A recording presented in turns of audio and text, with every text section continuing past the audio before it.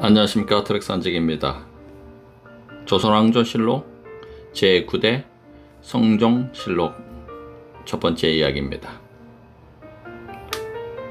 작가는 박영규님이 되시겠습니다. 성종실록. 정의 왕후와 환명회의 정치적 결탁을 통한 왕위 계승. 예종은 불과 14개월이라는 짧은 치세를 남긴 채 요절하고 말았다. 그런데 예종이 죽던 날 세조비 윤씨는 자신의 장자인 의경세자 덕종의 둘째 아들 자을상군을 왕위에 앉혔다.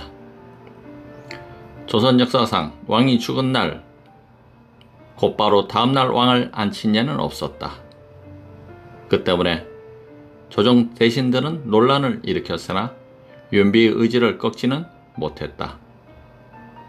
더구나 그녀 뒤에는 한명의 싱숙주 등의 권신들이 버티고 있었기에 대신들이 미처 손 쓸 틈도 주지 않고 조선 제9대 왕으로 13세의 자을상군 성종이 결정되었다. 자을상군이 왕위를 계승하게 된 데에는 정치적 내막이 깔려있다. 예종의 아들 제한군이 엄연히 존재했고 또한 자을상군의 형 월상군도 있었다. 제한군은 4살밖에 되지 않은 어린 아이였기에 제외될 수도 있었겠지만은 16살이었던 월상군을 배제한 것은 납득할 수 없는 조치였다. 월상군은 명실 상반 세조의 장손이었고 세조의 총애를 받은 인물이었다. 때문에 제한군은 나이가 너무 어린 탓에 왕위를 계승할 수 없었다면 당연히 월상군이 왕위를 이어야 했다.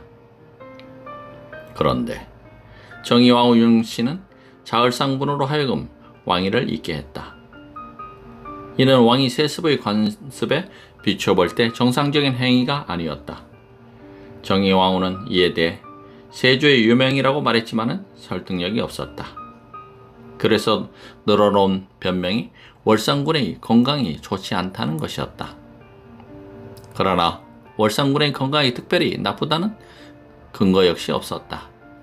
그렇다면 남은 것은 단 하나, 바로 정치적 결탁이었다. 정의의 왕후와 정치적 결탁을 한 사람은 한명회였다. 한명회는 당대 최고의 권력가인 동시에 바로 자을상군의 장인이기도 했다. 물론 신숙주, 구치관 등의 원상들도 이에 동조했을 것이다. 이는 정의 왕후 입장에서도 크게 손해될 것이 없었다. 13살의 어린 자을상군이 왕이 되었을 경우 그녀는 수렴 청정으로 왕권을 대신하게 될 것이고 또한 그것이 왕권을 안정시키는 길이기도 했다. 사실 예종이 변약한 몸으로 왕위를 오래 지키지 못할 것이라는 판단이 들면서부터 정의왕후는 왕권 찬탈을 우려하고 있었다. 그래서 내린 결론이 세조의 유명을 받던 한명회를 비롯한 원상들과의 결탁이었다. 이 결탁 과정에서 그녀의 생각은 자신의 장자인 의경세자의 아들로 하여금 왕위를 계승케 한다는 것이었고 한명회는 자을상군을 내세웠다. 논의 과정에서 정의왕후는 장손인 월상군을 지목했을 것이지만 한명회의 반대에 부딪혀 자을상군으로 낙착을 보았다.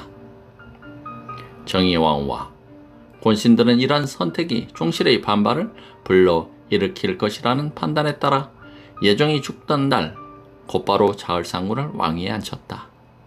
그리고 왕실 세력의 중심이었던 구성군을 위배시켰다.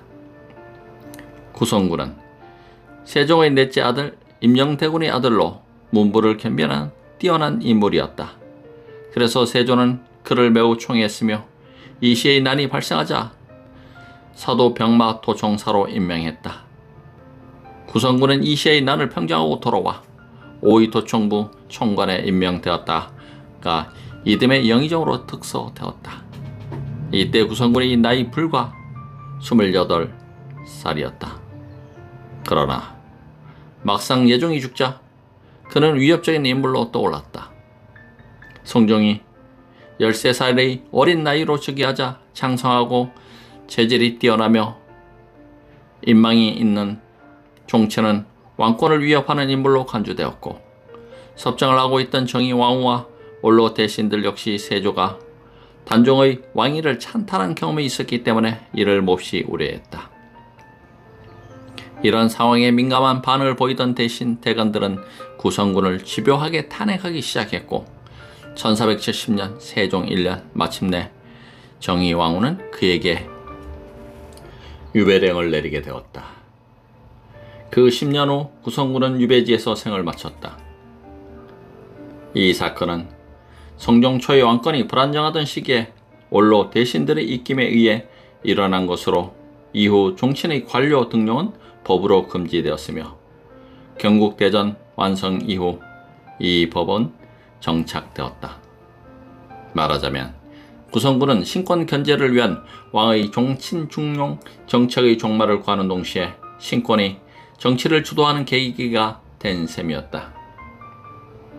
어쨌든 왕권 강화를 위한 정의왕후의 정치적 결단은 성공을 거두었고, 한 명의 승숙주 등의 권신들은 세조 때부터 누려오던 자신들의 권세를 그대로 유지할 수 있게 되었다.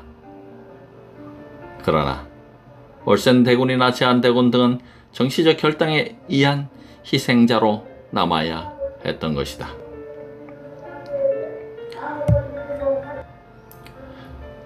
성종의 도학 정치와 조선의 태평성대. 성종은 1457년에 태어나 1494년에 승화하셨고, 재위 기간은 1469년 11월부터 1494년 12월로 25년 1개월이다. 13살의 어린 나이로 성종이 왕위에 오르자 정의왕후는 수렴 청정을 시작했다. 그리고 성종이 성인이 되자 7년 동안의 섭정을 끝냈다. 비록 수렴 청정으로 다져진 왕권이었지만은 성종은 치세에 능했다. 권신을 견제하기 위해 사림 세력을 끌어들여 권력의 균형을 이룬과 동시에 유교 사상을 더욱 정착시켜 왕도 정치를 실현해 나갔다. 그 결과로 그런 모든 기초를 완성시켰다는 뜻의 성종이라는 묘호를 얻었을 만큼 조선 개국 이래 가장 평화로운 시대를 열어갔다. 성종은 1457년 세조의 큰아들 의경세자 독종으로 추종된 인물, 세자빈 한학의 딸 한씨 소의 왕으로 추존, 둘째 아들로 태어났으며 이름은 혈이다. 태어난 지 2달도 못 되어 아버지 의경세자가 죽자 세조의 손에 의해 궁중에서 키워졌는데, 천품이 뛰어나고 도량이 넓었으며 사예와 서화에도 능하여 세조의 총애를 받았다. 어느 내오가 몰아치던 날 옆에 있던 환관이 벼락을 맞아 죽어 주위 사람들이 모두 혼비백산하였는데도 그는 얼굴빛 하나 변하지 않았다고 한다. 세조가 이를 보고 그를 태조를 닮았다고 하면서 기상과 학식이 뛰어날 것임을 예견했다는 일화가 전해지고 있다. 성종은 5살이 되던 1461년에 세조에 의해 자산군에 봉해졌고 1468년 자을상군으로 개봉되었으며 11살이 되던 1467년 한 명의 딸과 가례를 올렸다. 그리고 1469년 11월 숙부인 예종이 죽자 13살의 어린 나이로 왕관에 오른 성종은 성년의 나이인 20살까지 7년 동안 할머니 정의 왕후의 섭정을 받아야 했다. 정의 왕후는 성종이 왕위에 오르자 곧 왕위 계승권에서 밀려난 예종의 아들 제한군과 성종의 형 월상군을 대군으로 격상시켰다. 또한 기양 보냈던 구성군에 대해서도 왕족임을 감안하여 가산을 정몰하지 않고 나라에서 양미 식물을 지급하였다. 특히 월산대군은 성장하여 이미 19살의 나이였으므로 자리공신 2등에 책봉하여 불만을 무마시켰다. 그녀의 이 같은 조치는 종실의 권위를 높이고 왕권을 안장시키라는 차원에서 이루어졌다. 비록 한 명의 등의 권신들과 결탁을 위해 성령으로 하여금 왕위를 계승케 했으나 그녀는 대의명분 없는 자신의 행동에 대한 반발을 조금이라도 무마시키려고 했던 것이다. 정의왕후에 의한 7년 동안의 섭정기에 있었던 주요 사건을 살펴보면 우선 성종즉위 직후인 1469년 12월에 호패법을 폐지하여 민간에 대한 관의 감시를 줄였던 것을 들 수 있다.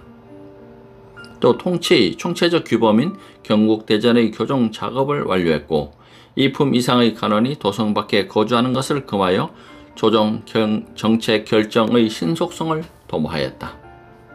그리고 숙류, 억불 정책을 강화하여 불교의 장의 제도인 화장풍습을 없애고 도성 내의 연불소를 폐지하여 승려들의 도성 출입을 금지하였으며 사대부 집안의 분여자가 비구니가 되는 것도 금지했다. 한편 외촌 육촌 이내에는 결혼을 금하고 사대부와 평민의 제사 이행에 차별을 두어 4대 명절에 이를 검사하였으며 전국 교생에게 의무적으로 상강 행시를 강습해야 하는 등 일련의 유교 문화 강화 정책을 실시하였다. 민간 경제의 안정을 위해서는 고리대업을 하던 내수사의 장리소를 560개에서 235개로 줄였다. 각도에 잠실을 하나씩 설치해 농작업을 융성시켰으며 영안, 평안, 황해도에 대대적인 목화밭을 조성하고 경상, 전라도에 뽕나무 종자를 재배케 하여 의류업의 발달을 촉진시키기도 했다.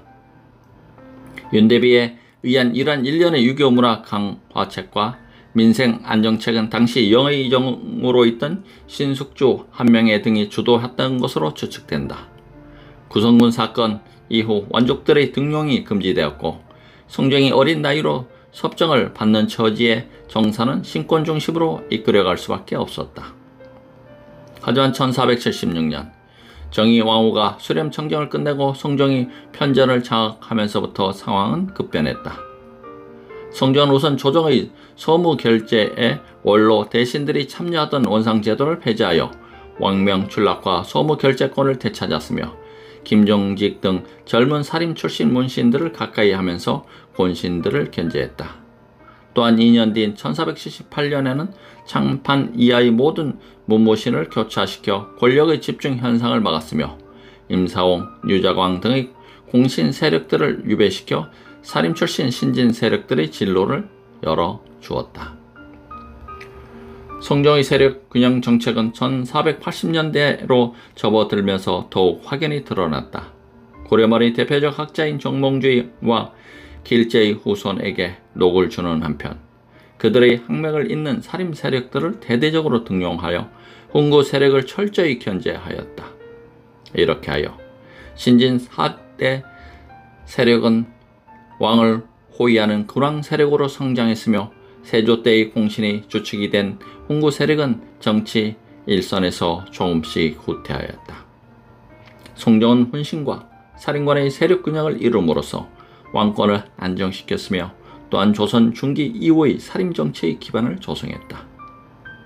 성종은 이러한 정치적 기반을 바탕으로 본격적인 도학 정치의 기틀을 잡아 나갔다. 그 일환으로 불교에 대한 압박을 강화하는 한편 성리학의 발전에 더욱 박차를 가했다.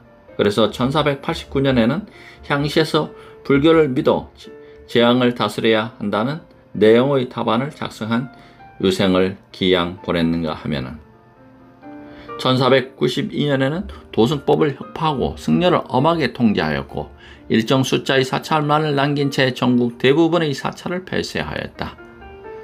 한편 성종은 성리학에 심취하여 도학적인 죄가 깊었으며 경연을 통하여 학자들과 자주 토론하고 학문과 교육을 장려했다. 그는 심지어 교학이나 강의에만 능해도 관리로 등용하거나 자신의 보수로 삼기도 했다.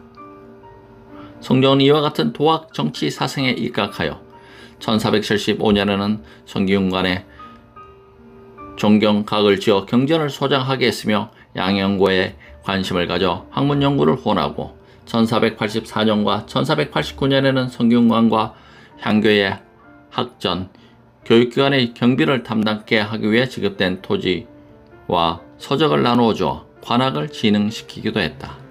또한 홍문관을 확충하고 용산 두무포에 독서당을 설치하여 젊은 관료들에게 휴가를 주고 독서 저술에 전념하게 하였다.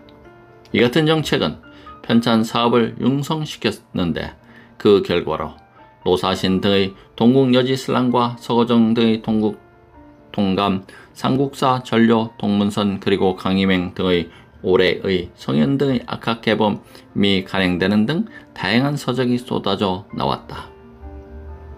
성종은 1479년 자의정 윤필상을 도원수로 삼아 압록강을 건너 건주 야인들의 본거지를 정벌하였고 1491년에는 한경도 관찰사 허정을 도원수로 삼아 두만강 건너 우딕의 모든 부락을 정벌하였다.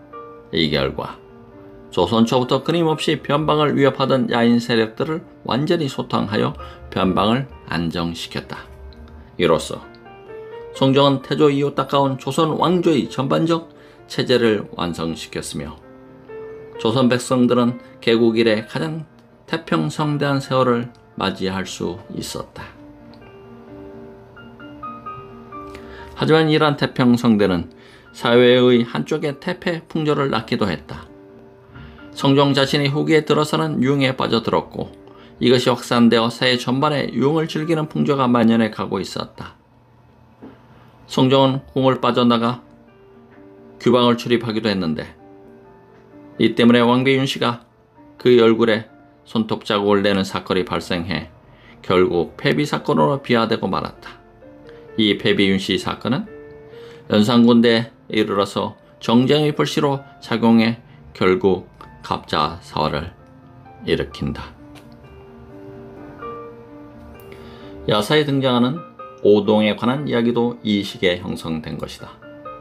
오동 야사에는 성종이 오동과 함께 유흥을 즐겼다는 내용이 담겨 있어 당시 성종이 얼마나 자주 야행을 즐겼는지를 알게 해준다. 그러나 성종 후기에 이런 부분적 병폐는 옥에 묻은 티에 지나지 않았다.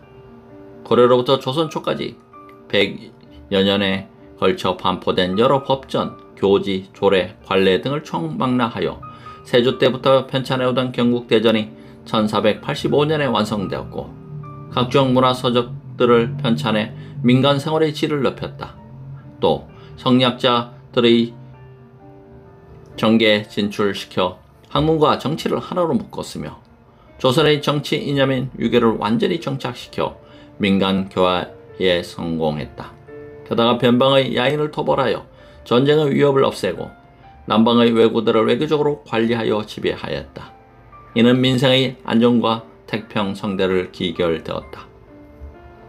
성종은 1494년 38살의 일기로 생을 마감했으며 능은 선릉으로 서울 강남구 삼성동의 계비 정현 왕후 윤씨의 능과 함께 있다. 살인파의 등장과 조정의 세력 균형. 성종시대의 정치 세력은 훈구 세력과 근황 세력으로 나누어진다. 훈구 세력은 세조시대의 공신을 주축으로 형성되었으며 근황 세력은 이른바 도학 정치를 내세운 살인 세력으로 형성되어 있었다. 성종은 이들 세력 간의 힘의 균형을 통해 왕권을 중심으로 국권이 다져나갔다. 구성군 사건 이후 왕족의 등용이 법으로 금지되자 성종은 조정을 장악하고 있던 훈신 세력들을 견제할 필요성을 느끼게 되었다.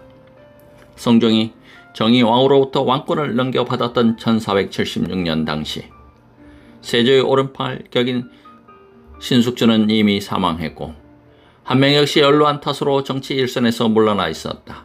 그 대신에 유자광 등 남이의 옷과 관련된 공신들과 인수 대비의 친동생 한치인을 주축으로 한 적신 세력이 조정의 중력으로 부상해 있었지만 그들은 세력권이 달라 힘을 하나로 합칠 수 없는 관계에 있었다.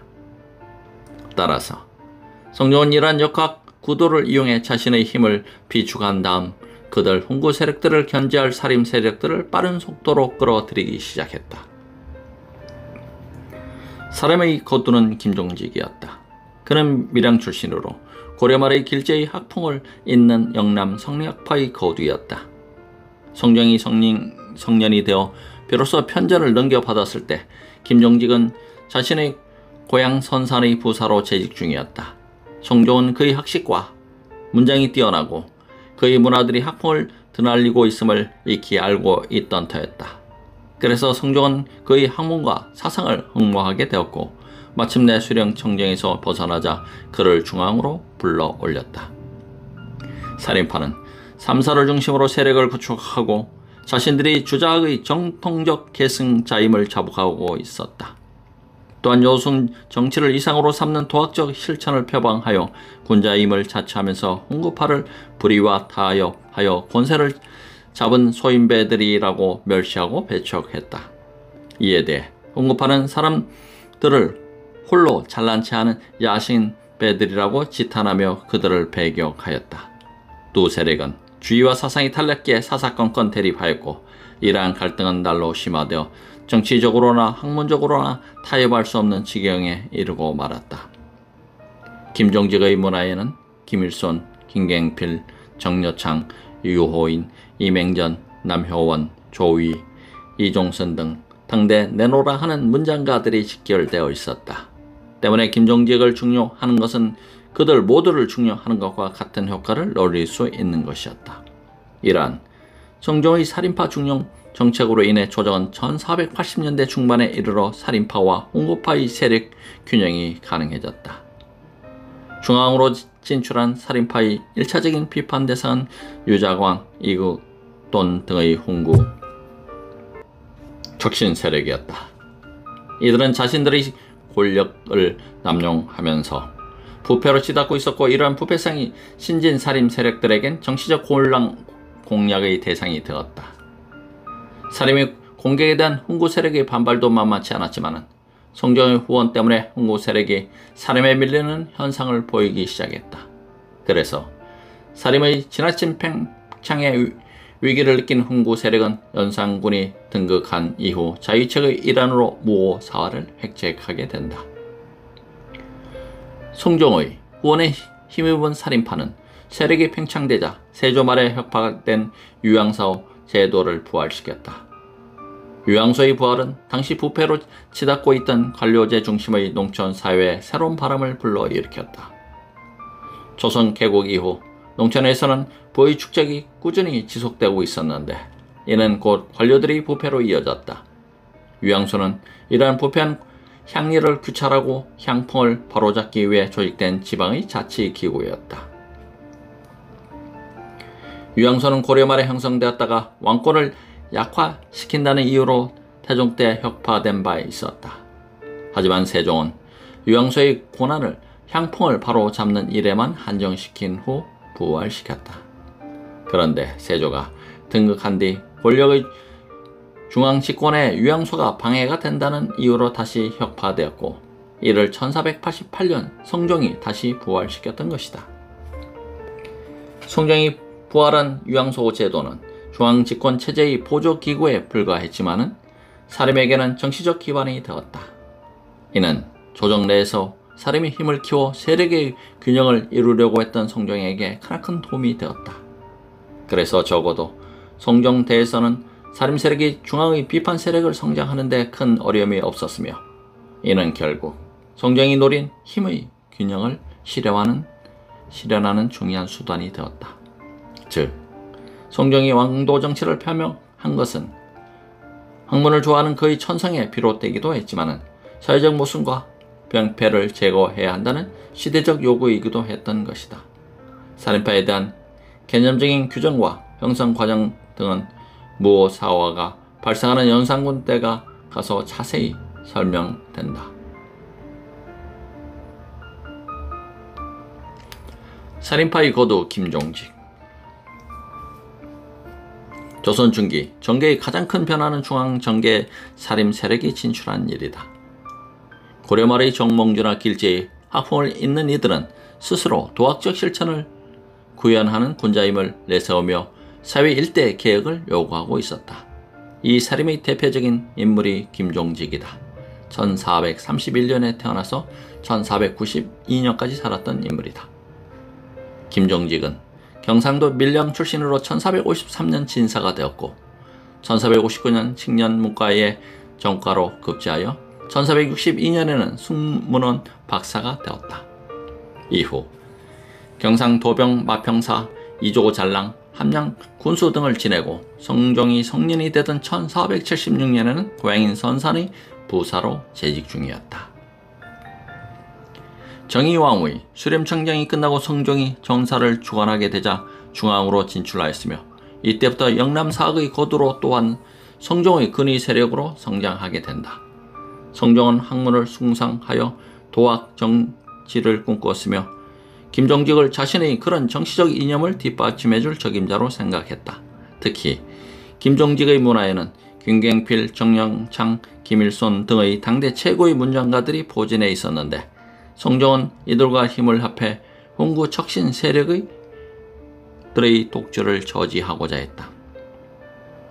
1483년에 우부승지에 오른 김종직은 이어 좌부승지, 이조 참판, 예문관 제학, 병조 참판 등의 요직을 두루 거치기 시작했다. 이와 함께 그의 제자 김갱필, 유호인, 김일손 등도 등용되기에 이른다. 대의명분을 중시하던 김종직은 단종을 폐위 살해하고 즉위한 세조를 비판하였으며 세조의 불의에 동의한 신숙주, 정인지 등의 공신들을 멸시하였다. 그래서 대관에 머물고 있을 때는 세조의 부도덕함을 질책하고 세조 대의 공신들을 공격하는 상소를 계속 올려 훈구 세력을 자극하기도 했다. 세조에 대한 그의 비판은 단순히 상소에 그치지 않고 세조가 단종을 폐위한 것에 대한 반발로 조의 제문을 남기게 된다. 조의 제문은 중국 진나라 때 항우가 초의 의제를 폐한 것에 세조가 단종을 폐한 것을 비유하여 은근히 단종을 조의한 글이었다. 이 글은 성종실록 편찬 과정에서 김종직의 제자에 의해 서체에 올려지고 이것이 발단이 되어 무오사오가 일어나게 된다. 김종직은 남이를 죽게 한 유자강을 멸시하였는데 함양 군수로 부임할 때 유자강의 씨가 걸려있는 것을 보고 그것을 철거하여 태워버리기도 했다.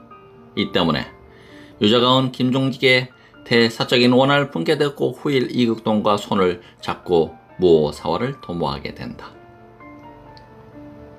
김종직의 조의 제문과 훈구 세력에 대한 비판적인 상소들은 그의 도학적인 식견과 절의를 잘 보여주고 있다. 비록 왕이라고 할지라도 도리와 덕을 지키지 않으면 당연히 비판을 받아야 한다는 것이 그의 입장이었다. 성종 역시 김종직의 견해에 동조하여 스스로 도학적인 자세로 국사에 임하려 했다. 고려 말의 정몽주와 길제의 학풍을 이어받은 아버지 김숙자에게 글을 읽힌 김종직은 문장에 뛰어났으며 사학에도 두루 능통해 조선시대 도학의 정맥을 이어가는 중추적 구실을 하였다. 그의 도학을 정통으로 이어받은 제자 김갱필은 조광조와 같은 걸출한 인물을 배출하여 그 학통을 그대로 계승시켰다. 이처럼 그의 도학이 조선조 도통의 정맥으로 이어진 것은 조의 제문에서 보여지듯이 그가 화려한 문장이라 시문을 추가하기보다는 궁극적으로 절의를 바탕으로 정의를 숭상하고 시비를 분명히 가리려는 의리적인 성향을 보였다는 점에서 찾을 수 있을 것이다. 이 같은 정신은 제자들에게 전해졌고 제자들은 절의와 의리를 내세우며 이를 저버린 훈구 척신 세력의 비리와 부도덕을 비판하고 나섰다. 김종직은 1492년 62살의 일교로 생을 마쳤으며 조의 제문이 발단이 되어 일어난 무어사화 때는 부관 참시를 당하기도 했다. 하지만 중종 때 다시 신원되었다. 그의 저서로는 청구풍화, 전필제지, 당호일기, 이존론 등이 전해지고 있으나 이 많은 조술들은 대부분 또 무어사화 때 훈구 세력에 의해 소멸되었던 것이다. 제9대 송정편 첫 번째 이야기를 여기서 마치겠습니다. 태백산적이었습니다. 감사합니다.